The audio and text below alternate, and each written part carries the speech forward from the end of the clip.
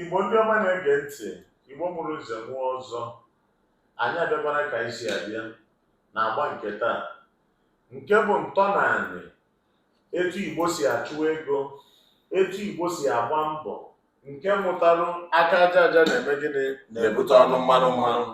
Onye rụọ orie, ndị oyibo wee kpọọ ya work and shop. So maka ihe nke a amagbalụ, maka na ndị Igbo tụrụ ilu si na-ekwe kụọ amagba. So amagbalụ wee buru anyị wee bute n'ọfịs nna anyị ukwu Chief Amobi Ikeh, the president and the founder of Sweet Home Group. Maka na ihe nọ under Sweet Home buru ibu, onye nke chiri Akụenwebe one of Ụtụh-NDU-BU-NA-NDU. Amagbalụ na ọ bụrụ sọsọ ya elebere dobere isi na wọchị ha mbezi na gbogbo n'ọdụ ka adịrị obere pharmacy chemist, n'ọdụ ka obere chemist. So ama na-agbasi ike isi na anyị ga-abịa ka ọ kọwa ọ bụ na ọ kọwata ha ọka ya na nwoke izu ọfịa kwe n'aka ọ gbadaba ọka jee kọwaa dị ọfụma. So anyị wee si na ife eji wee mara anyị bụ ndị Igbo ama efu ka nna anyị ukwu Amobi Ikeh kọwaala anyị etu o si wee ruo ebe ọ nọ taa na mbei ka nna anyị ọjọọ siri si ụtụ gbagote Lagos bụrụ Sweet Home bụrụ Akụenwebe. So Igbo ndị ọma na-ege ntị ka anyị nụzie ya bụ ihe ridanda n'ọnụ Chief Amobi Ikeh. Nna anyị ukwu anyị wabụ ndị ỤTỌNDụ-BỤ-NA House si ka anyị bịa ka ị kọwaala anyị maka na amụcha nwa apịcha nwa, ife niile nwere process in life. Thank you so much. Daalụ. Okay. No. Thank you, sir. Masịrị nka nkene unu maka na ije unu na-eje bụ ije ga-amịta nnukwu mkpụrụ n'ala Igbo. Amen. And Nigeria in general. Because na ihe a na-afụzi kịta abụọzi aka onye na-akọrọ nwa. Ihe bidoro na isi mebiri wee ruo na mgbada, mana with this election ọ na-enye kịta ọ ga-add value wee na-correct maka na etu o siri dị ihe unu kwuru bụ etu o siri dị. Many people this social media mere everybody na-ebizi fake life, and ndị ibe anyị ha kwu na-esokwu na-enye aka na-emebisi things. Onye nyụọ nsị tinye na social media, onye nyụọ ahụ tinye na social media. Ndị enweghị nnukwu okwukwe fụ ya ma nke bụ eziokwu ma nke bụ asị ewee na-adị na their personal life, ọ na-enye nsogbu. Yes, I am the founder of Sweet Home and the company is about 20 years now. Okay. To start with, I found Chief Amobi Ikeh, Akụenwebe from Ụtụh South Local Government. So, EBUTE business here, or the fully registered, 2005. Okay. Sweet Home bathrooms. But EBUTE business, 1997-98. Okay, when you were if you do business, I'm an Ụtụh ka a mụrụ ego university wee mee business a ka egocha primary school. Okay. Ibido n'isi kọwara anyị. Okay. Ka anyị mara educational background. Okay. I'm aging school start. I started from primary school.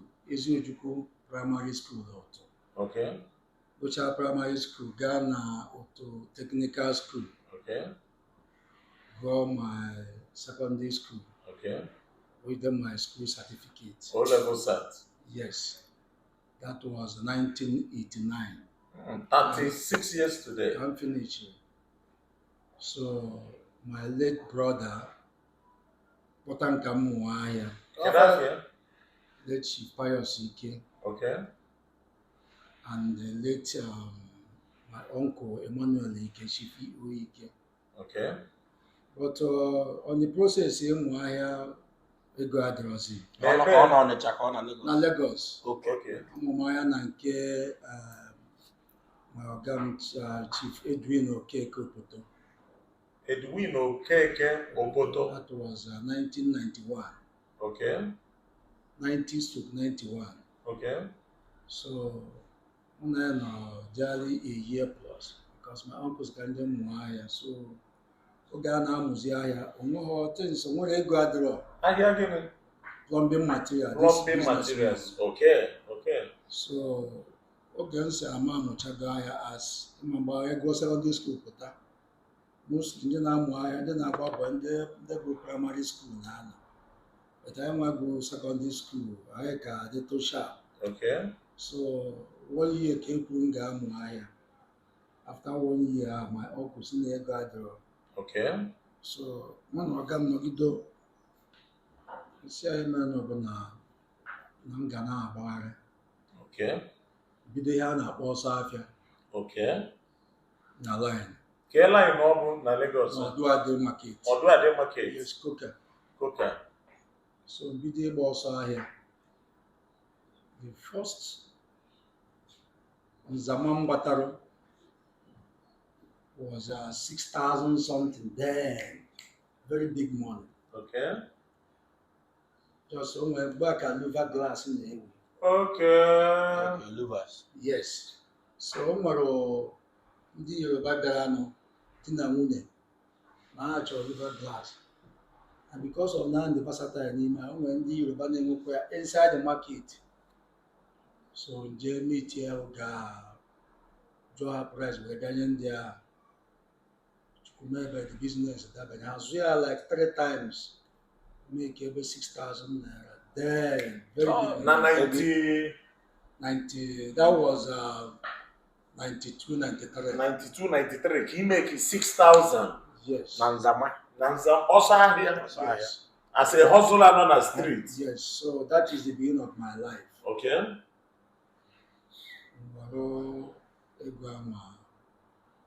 We did my life. We shop. On a toilet, even a toilet, no, do the abandoned toilet. So one day, landlord in the place, Jimmy Chiano, Leban Road. Yeah. We you have convert around here for shop. So, N'ime 6,000 ha ka isi eme expenses ya. I know. So we were the money we pour for 2 years. We convert around the shop. About the toilet, my memory abandoned. Okay. The shop. Oboro. See a gate, which I see. I'm using more. Abandoned. Abandoned toilet. Yeah. So about can see we go over. Again, is in the place. Before it take almost 6 months before I will be around the 10.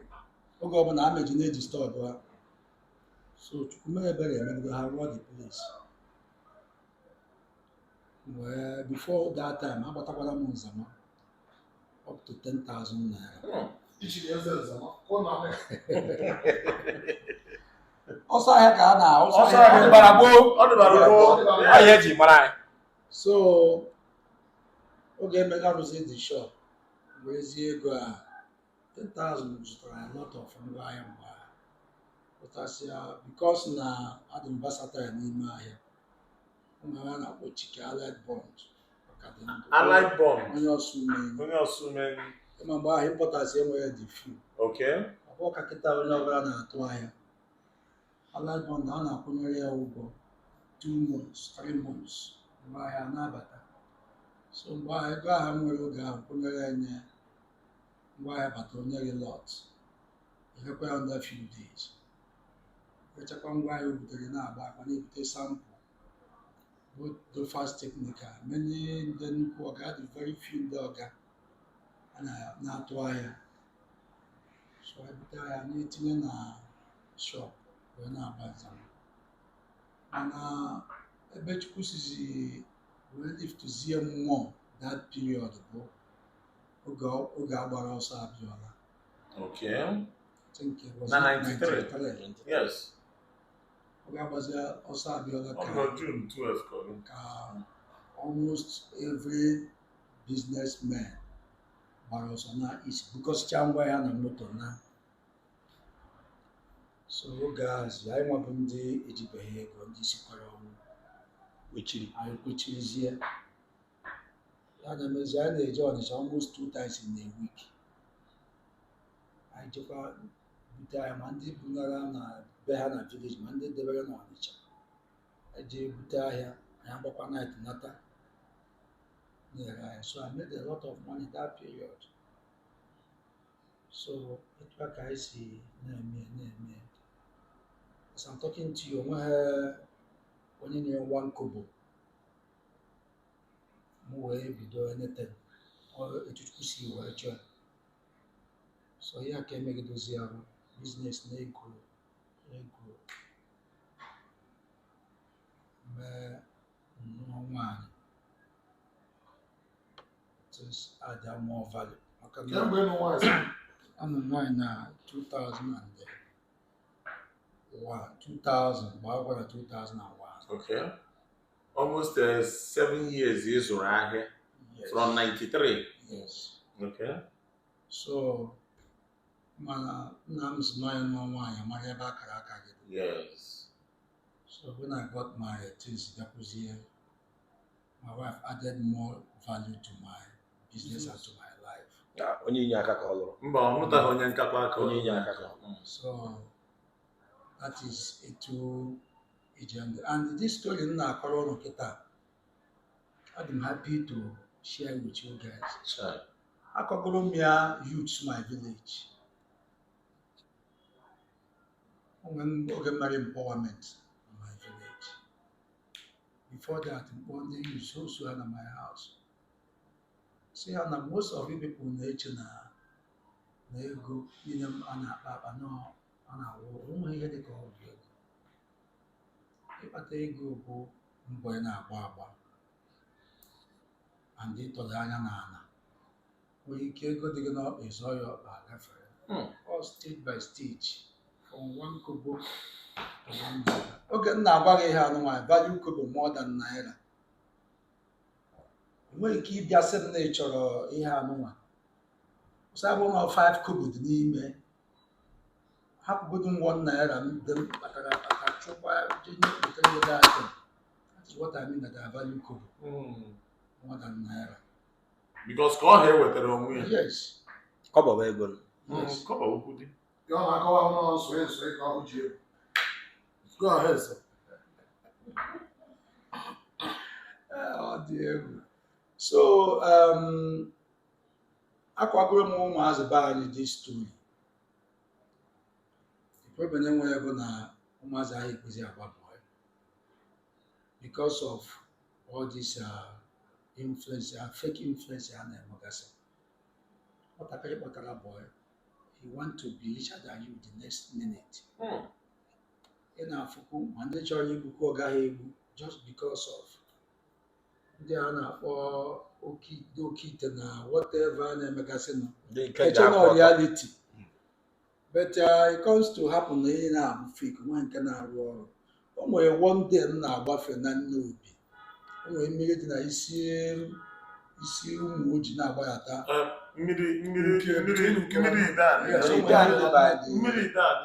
Wee pụta ebe ahụ in the afternoon, mụ na my friend o si Asaba na-anata.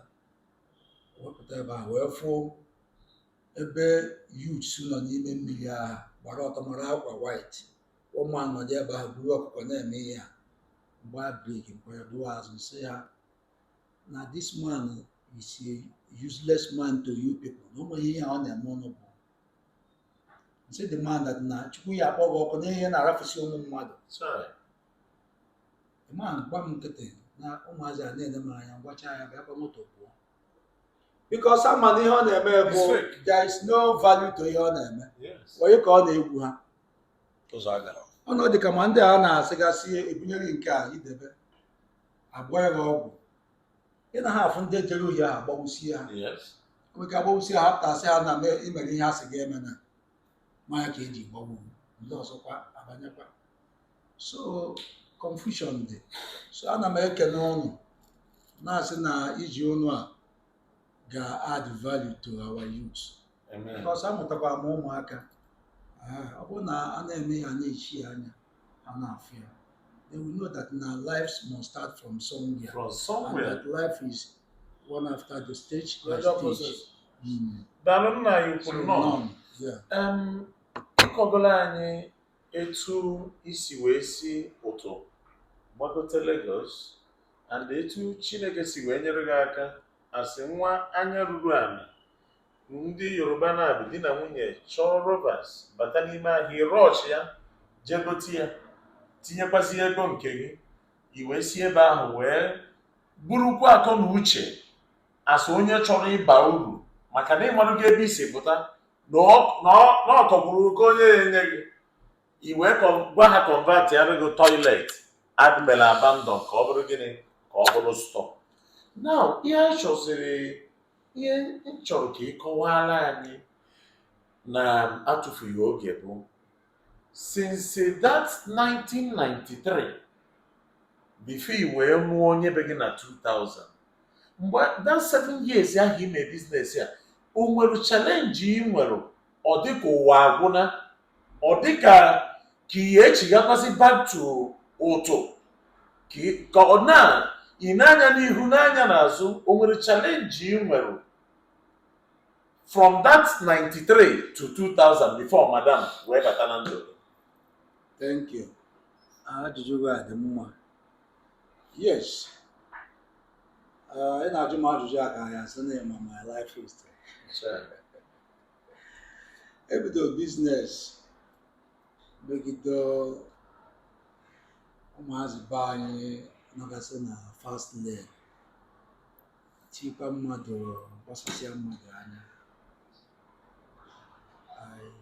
so a na-eme luzo concentration na business anyị so amegido ego bụ kabata ya Na which year ka ego ahụ bụ? na 1997. 97. That is 4 years izugoro ahịa as a businessman. Yes. Ndị fast lane, ndị ọyị gị meetie gị. Ma oge ọyị na-eme. N'asịsị ama ego. Enwere iwe nwere ihe a na-ezi ozi, this is a life history. Na business. Kedu fast lane dị ihe ahụ? Fast lane ka nkụ. Okay. So ọ ga-ete mmerụ bụkwa akpọrọ point of contact. Okay. Because the team mere mgbagharịba even jere ma Jos bụkwa my friend onye ọka Kelechi bụ nga Jos for mining. I jee okwute a na-akpọ topaz. Okay. It's a precious stone, topaz, nwee tantalite. Otu a ka esi wee sụba dị ahịa okwute. Zụta ya mesịa mburu ya nwetawa ego tiketi were gaa Thailand na that the same 1997 wee jee Thailand. Okay, before m gaa Thailand o nwere ezigbote ọyị nwoke a na-akpọ Uche, my friend, ọ nọ kịta Onye ebe? obi Ọnịcha, onye Obeledu. Okay. So oge anyị zụtara okwute ahụ nyanwa na-eje obodo oyibo Thailand ya because mụ ejebe m obodo oyibo for the first time. Okay. So mgbe bunye dị okwute wee jee Thailand karịsịa ebe a rechaa okwute nwee ka ije ezikwa dị onwe nsogbu. Okay. So kpọwazie na fon adị m enweta fon. So mụnwa gbagharịbakwa nwetakwa ego jekwazie Jos kodikọtakwazie ndị mmadụ biri m some precious stone. Mgbazie tiketi ka m were chọọ Uche ahụ Na Thailand. yes wee bukwazi okwute mbụ wee jee. So osisi ebe ahụ ndị mmadụ kwuo na o nwere nsogbu na neighboring City or state? yes na Malaysia. Okay. So mma agachazi okwute mbụ bịa nọzie na Thailand azụta okwute send anọ njem na anọ ebe 3 months 4 months. Okay. Mgbe okwute send kwara ha ego azụtakwa send. Send ero na Thailand. So ebe a ka m nọzi wee gawa one day wee pụta fụ ebe edere Sweet Home. Okay. Na 97. Yes. Ebe edere Sweet Home. Mmadụ na bọs wee baa na chọọ because Sweet Home adịbụghị na Nigeria. Ọ bụ ndị na-ebute Sweet Home bat. Ha butekọtara ya anaghị ebutezi. Okay. So mụnwa mbazie na the shop fụzie the man with the shop. One of the sales girls na ọga ha nọ ya kpọzie ọga ha. So mụ na ekwusi anọ ya Nigeria na mbụ Nigeria. So okay that maybe I come next time that is not around. Si ana m ga-abịa echi. So echi ngabakwa Na 97. yes ngazie ebe a meetie the man ọ gwazie na onwebugo onye na-azụbụ dị Sweet Home na Nigeria but na onye ahụ anaghị azụzi si oke na mụ nwa chọrọ ịzụ si m oke ihe m chọrọ ịzụ mecha gasịa ndị ego m ya ịzụ because I don't have the money. So the man said okay. Basin tap, I bought the first time, I had over 500 pieces of basin tap. So, nzokwa ọlụdị na nata Nigeria, tinye cargo, ndị na-eme combined shipment. Groupage, bata ebe a ree ya ofuma. So, njikwa Jos, zụtakwa okwute. Okay. Ndete, ewewanya. So emechazie Chukwu wee nyeziere m aka that KC nwere okwute obunyere m. KC abụ onye ebe? Onye Ọka. Onye Ọka? Yes. And Ọka na up to now? Yeah, KC nọ ndụ. He's my good friend. Okay. O nwere Diamond onye m. Diamond, that was my first time ịfụ Diamond. Okay. Ihe ya ahụ etu o kechie ntị na pocket. O jere na Congo wee zụọ ya oge ahụ. Wee sị na o kweghị orire na Nigeria ebe m na-aga Thailand na ọ bụ na m ga-ere uwe si ya ka ihe a si bụ Diamond. Ọ sị na original na ịghọtago ngwari ya nwanọ nnukwu biznes. O wetị mgbe jee Thailand oge ahụ were $30,000. Ihe na 90 gịnị? 90 maybe I think ebe 98. 98. Ebe 98 or 99 is it? $30,000. $30,000. So mgbe ego na-ekwere ọsị m nata ego mrechaa ya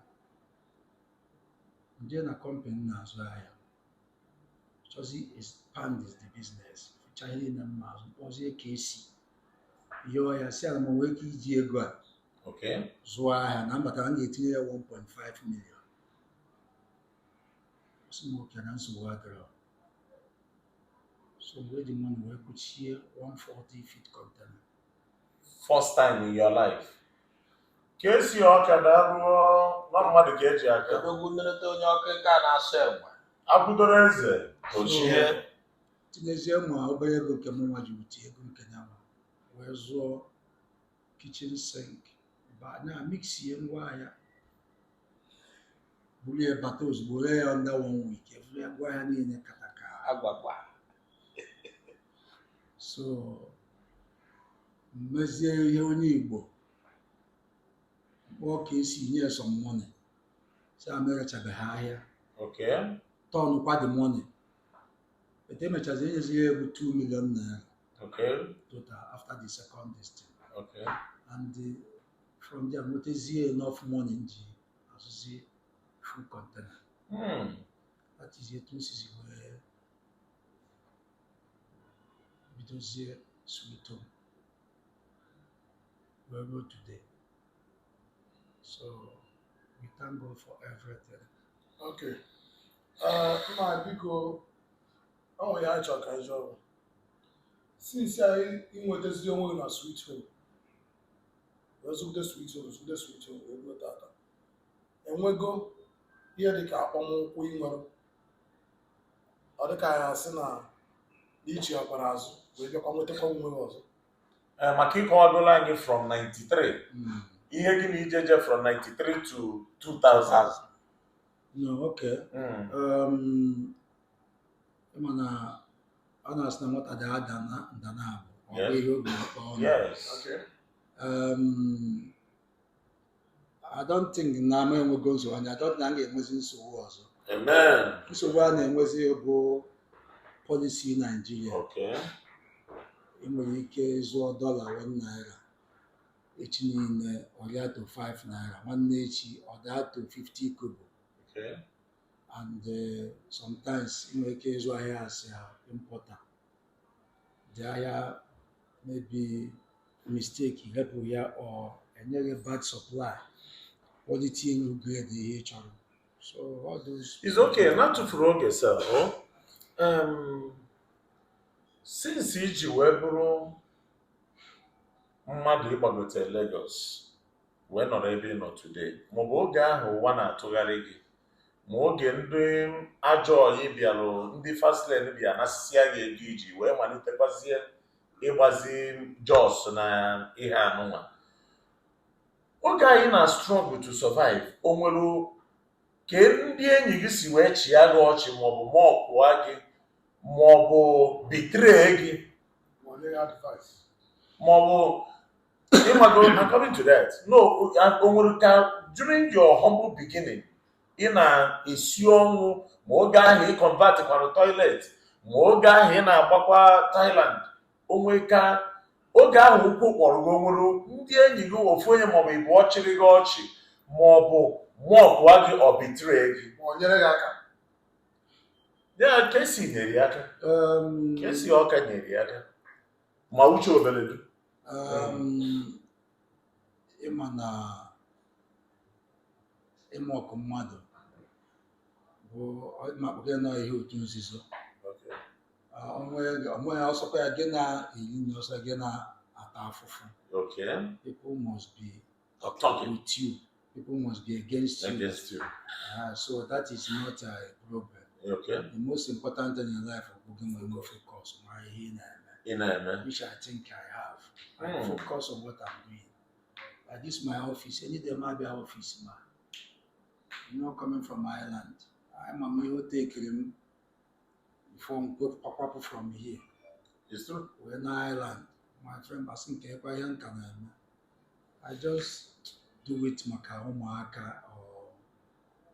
my wife to change their living. Okay. But if not, I would think no, he gave 10 minutes put an office, about 1 hour plus. We put an office, but I do it every day.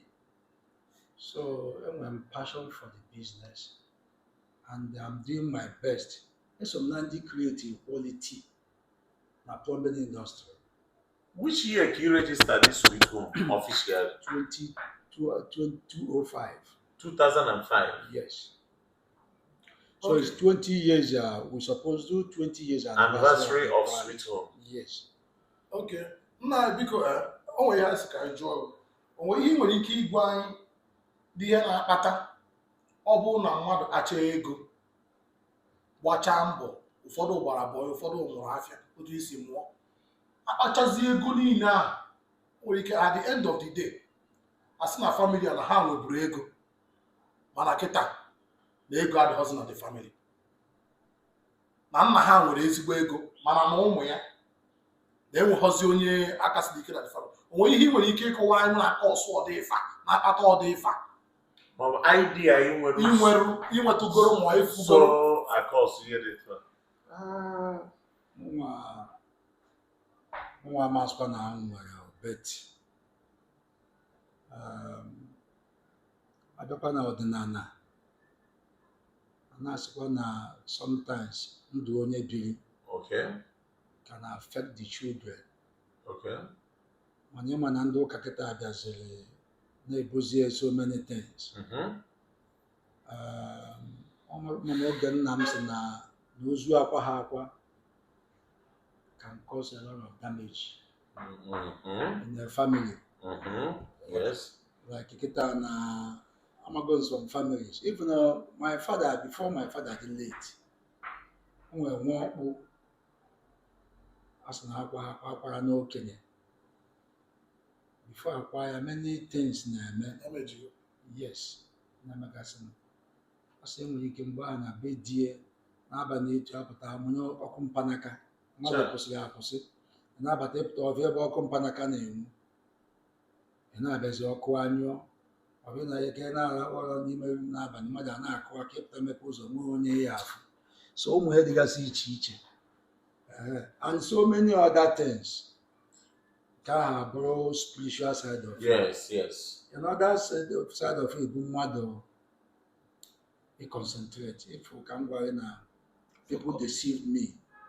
The other time with ego. People deceive me. Maybe Garcia only asking I am in here. I put aside the money. You wait second so I think these two things. One na Chukwu kere gị n'epụtara ụwa n'ebe dị very okay. Enweghị ụmụ spiritual problem for your family. Okay. O nwere ihe mere na nji wee sị ka m jụọ gị ihe a ka I know from you. Ha na-akọwa na some ndị ọga na-amụ ụmụaka ha because o nwere ebe m na-elejere anya ka mma na ma ya anụ from you mana o nwere ike ọ bụrụ uche erughị side ha. Ọ na-esite n'otu ha si wee zụọ ụmụ ha na business ha na-eme. Yeah, that one is okay. Man, I believe, for me, I believe on no parents nazo umaka 100%. Because like my children, how many of them come on? I take any word of advice, but the most important thing is Chukuna guide. Because what I more especially these days, ndị ji ego ma ndị ejighị ego ụmụ anyị nọchara university either na steeti ọzọ maọbụ outside the country. From secondary school ka some na-ebido maybe after holidays abata ahụ na-anọkwa. So if na time dị na ha na-anọ Adigo limited. dị limited than nke ọ na-anọ outside. So all bad influence outside. So the most important thing bụ ụmụ ya na-akụzigasị kịta. Like akpọ my son the other day na-asị ya akpọ the other day ya sister asị na ịnọ ya akpọkwa the other day asị na ịnọ ya small time kịta akụziere ya etu esi ese siga from ise siga ise n'Igbo just siga na-echipụgasị word of advice. Ọ bụrụ na ọ na-eme but have to be before and when some parents say na-azụ ụmụaka kpuchi kpuchi, for me that's the worst thing you get ụmụazị. Okay. You don't allow your children to mix up with other people. Actually ije nuance enwe ike iwe moto buje nuance achọ ije obodo oyibo agbara business class gị na ha anọdụ na-esecure ha. Major economy. Nwee ike ije ebe ahụ fụ youths ibe. Yes. Akpaba nkata nwee ike inweta ya bara ya uru. Ịghọtago? I believe you leave children to be exposed. Let them mix up. Ịzụ ụmụazị nọ family or big man talk to big man. Yes, it's not the best. That is my major belief. Okay. I can open a akajaja na ebeto ọrụ maka na asị na ụtọ ndụ bụ gịnị na ndụ onye rụọ ya mee gịnị ndị oyibo si na ọgwọ ka ndị sure.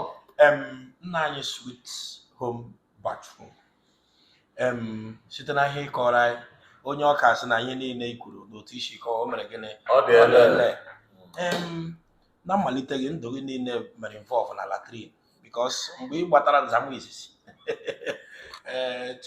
chi gị na ihe niile i kwere na ya directly gaba na ebe Na na latrine. latrine and afụkwara m anyị fọrọ atom of patient ịdị obi umeala maka ịkwụrụ ụgwọ 2 years o teke ha 6 months iji kpochiri gị latrine amanụ na ọ na latrine ahụ ka ego gị mekwere gịnị dị so ekpochiri nke egwuregwu gị nwa bịa nụta nke ndị ọcha ebe gịnị na ọ n'ime were bugogharịa ya ka ọ bụrụ sweet home bathroom so ihe latrine dị be gị before anyị chịkọta biko na oziọma nke anyị na-agbasa anyị nọrọ ebe i kwuru na ịdị touched afọrọ m emotional expression gị na ajụjụ ọnụ anyị bịara agba gị were kọọ na ịgwago ya ndị youth village gị mgbe ị mere empowerment ka ha marakwa na enweghị ebe osisi ego dị n'ụtọ and ịkọta ha nke ha akọta na ihe niile nwere ka o siri bido biko ihe onye mere ka eji echeta ihe maka ọ na-awa ibe na be anyị igwe be anyị chi ichi echichi nyanwa na-eji aka ya họrọ ndị ọ na-echi echichi na be anyị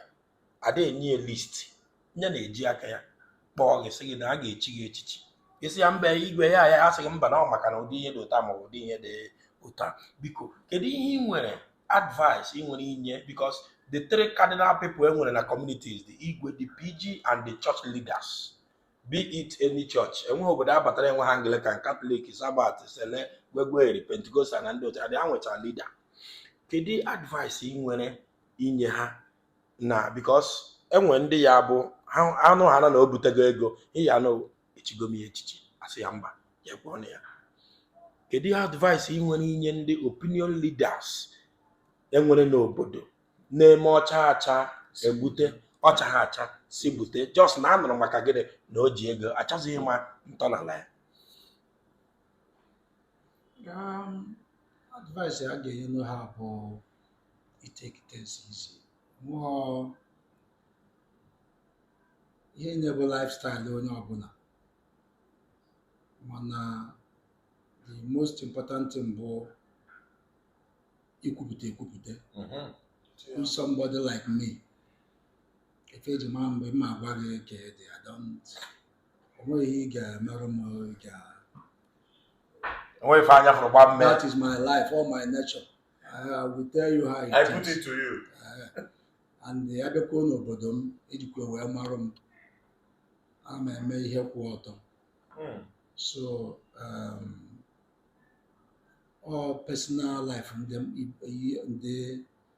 mmadụ o nwere mgbe one reverend father nọrọ na be anyị bịara na-enye nsogbu obodo ya na fada nke ya na ịghọtago ama eme biznes so mbọsị akpọghị ikpe nsị ha na bụkọ n'iwu bụ na onye ọbụla bụ fada ya bụ ezigbo mmadụ na onye ọbụla nwere human etu o si wee bịa nke ụwa ya so na a ga na fada na-etu o si wee bịa ụwa nwa advice ka a ga na-enye mgbazi ka a ga na-agbazi so onwekebeghị dị mmejọ na ihe asị ga na-agbado osipụ na-abụ onwe ihe pụtara like ndị nche nọ na be anyị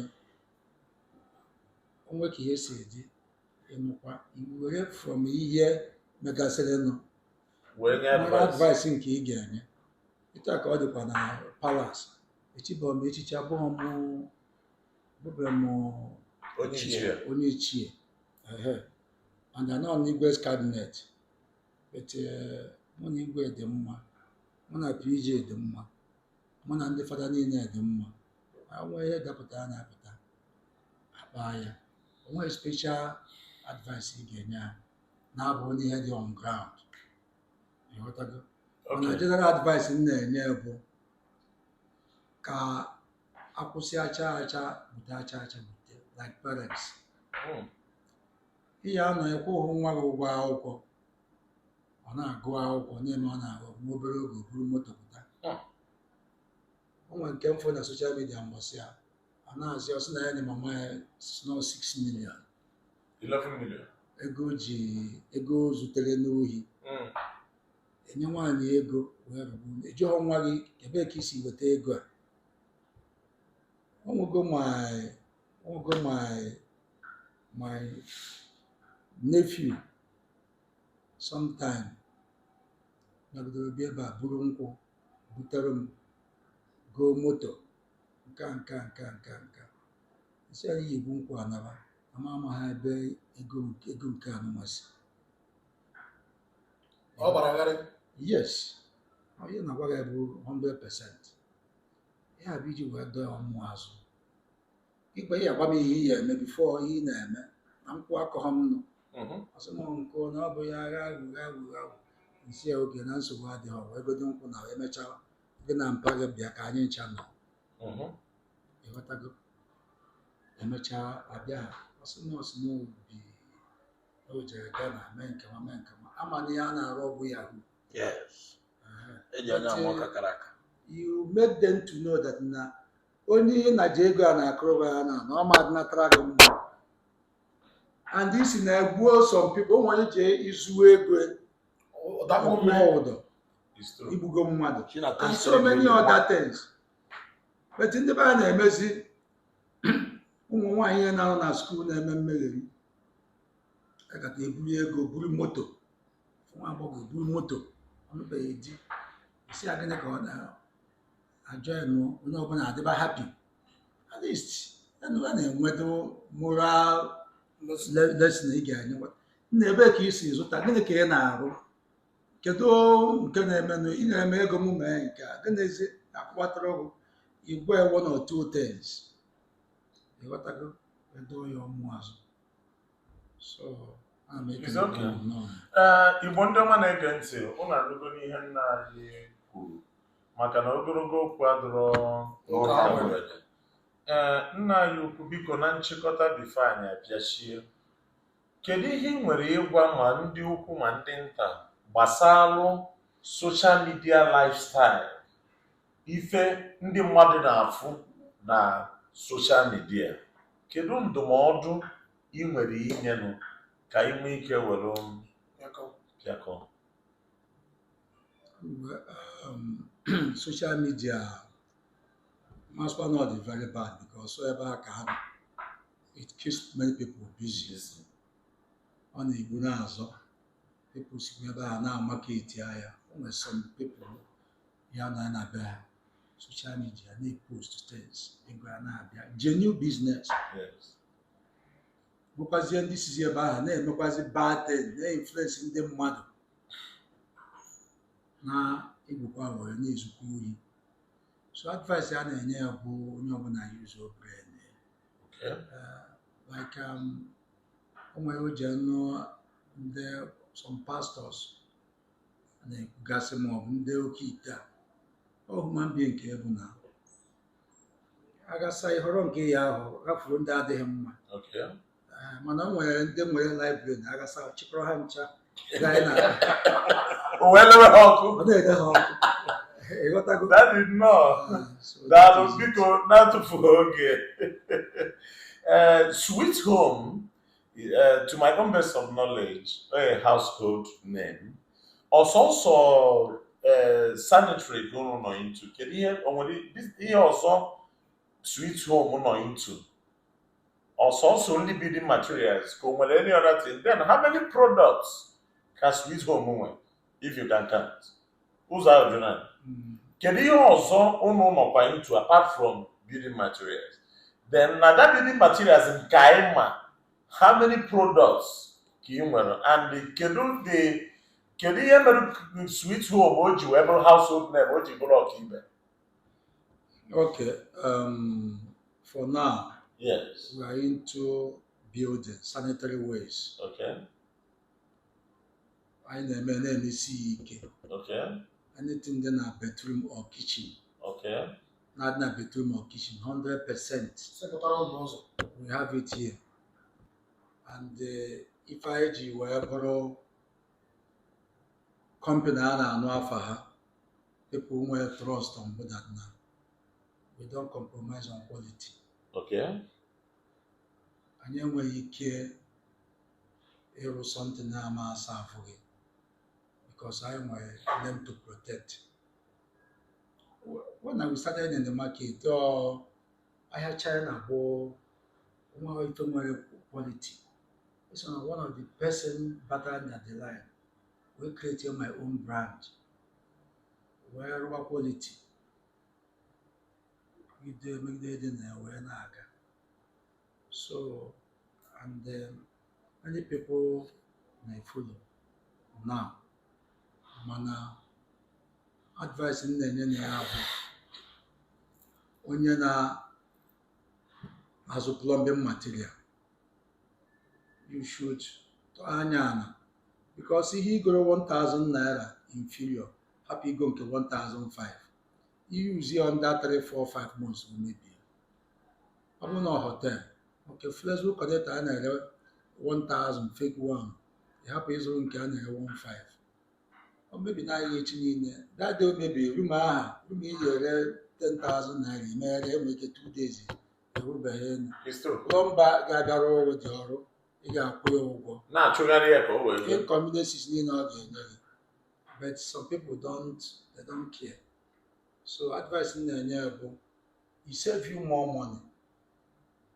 Like Abu no namna rural kita Abu ebasa plumbing material. Let's know your mama have the best. Come on, mango. You want to go?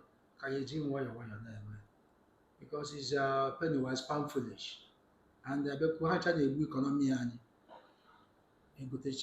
under 2 months or maybe see it grow also. Here, let's say you go 1,000, you get up here 200 or 300 naira. We go to better quality, but sometimes ignorance. Plumber, see, I know this is the best. So if you sweet home for now, only sanitary wares. Also, na Lagos school nwere office and fittings. So whenever Ozunu nwere office, also na Lagos. Yes, I'm with distributors all over Nigeria. All over Nigeria. So the 36 states in Nigeria. Yes. You were 36 distributors. Yes. More than 36. I'm with distributors all the states. More than one in each state. Okay. So una nugo na state you own ebe own no na. I Google ha na Sweet Home. Ọ ga-eburu gị buje gị ebe ị ga-enweta Sweet Home sanitary wares. And una nugo from Oga ihe merụ product ya ji welu dịkwa iche n'ihe ndị ọzọ na-eme gịnị na-eme. Maka ndị Igbo tụrụ ihu si n'ihe onye bara nkịta ya ka ọ ga-eme gịnị ka ọ ga-aza. And ị na-aba nkịta gị ọ kwetu isi wee zụọ nkịta gị ahụ ya eme ka o were zaa afọ imere gịnị afọ ịbara ya. So ihe ọ na-akọwara anyị nkịta bụ na ọ karịrị mma na ịrụba ụlọ na iji egoru original. Isigoro na imego Sweet Home gba mbọ goro gịnị original. Igokwuo Sweet Home na ọ ya ka wee mee gịnị wee balụ gị. Igbo ndị ọma na-ege ntị ụnụ anyị ga-abịa na nchịkọta episodu nke taa wee na-asị na Chineke malitere ọrụ a na ndụ nna anyị ukwu Chief Amobi Ikeh na ọ ga-arụrụ ya wee ruo n'ọgwụgwụ n'aha Jizọs. Mana nna anyị biko bifo anyị wee gbanyụọ ihe onyonyo isi na ịnụrụ onye be gị na 2000 gbaa nkwụ eme wedin na 2001. Kedu afọ ya? Afọ nwunye gị? Afọ nwunye m bụ Injinia Mrs. Amobi, Chisom Amobi Ikeh. Okay. Ụmụ one ka Chineke ji wee gọzi gị? Nwoke na-abụ nwaanyị na-abụ. Ifugo n'ihe nọ. Nwoke na-abụ nwaanyị na-abụ mana the billionaire ife ọ mụrụ bụ 11. It's because of a billionaire. So he decided not to. So who watch out? I didn't know what to do. Thank you. I know that is the Akada EBUTE. I na Sweet Home bathroom. Onye nke gbara ọgwụ latri. Right from there. Na flush ego nwoke a na multiply. So okay there Okonshi. Yes. So ọ bụrụ na ị nweta program a megide tiri anyị aka na share button ka ọ na-agbasa mba ụwa ka ị na-ege ka ị na-amụrụ ihe nwe ihe ị ga-ajụ anyị kwuo na comment section. Onye na-enyo isi ya n'afọ ị na-enyo anyị na-emegide anyị na-enyo gị ya na the whole social media platform chọba ỤTỌNDỤ Media House. Klikere anyị na follow so anyị gaa na YouTube kọrọ anyị aka ebe na subscribe ọ na-achara ya ịkụwa ya bell ga-apụta kụọ aka na bell no notification. Ị na-enyo m anyị na-enyo gị. Thank you. Emesịa.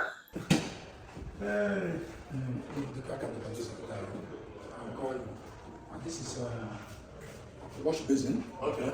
And these are the bath tools. Okay. Nice, man. I like that color. Thank you. Nice. And here now, what is in Ghana? What does it mean? You can detach. Yes. So they are all 4 settings. This is a sauna. Yeah, this is a sauna. Okay. Another one's dinner. Okay. Look at my toilet. It's a health, it's a medical. Yes, on our board calories. Calories. Calories. Image exercise. That's not the other. We heat it now. My apostle and business. Wow. Heat it, maybe. Wow. Gas steamer. How about that? Yeah, I know Egypt. We could tell me what to see on also. If it's here, what she see here. When I see every day, walking. Gas steamer. Yes, gas steamer. Okay. Wow. We need proper heat. Wow. Burn Calories. Fats. Yes. Wow. Hi, brother. What they call kitchen? Yes. Because everything kitchen that is here. Okay. And that's important. That's kitchen of the thing.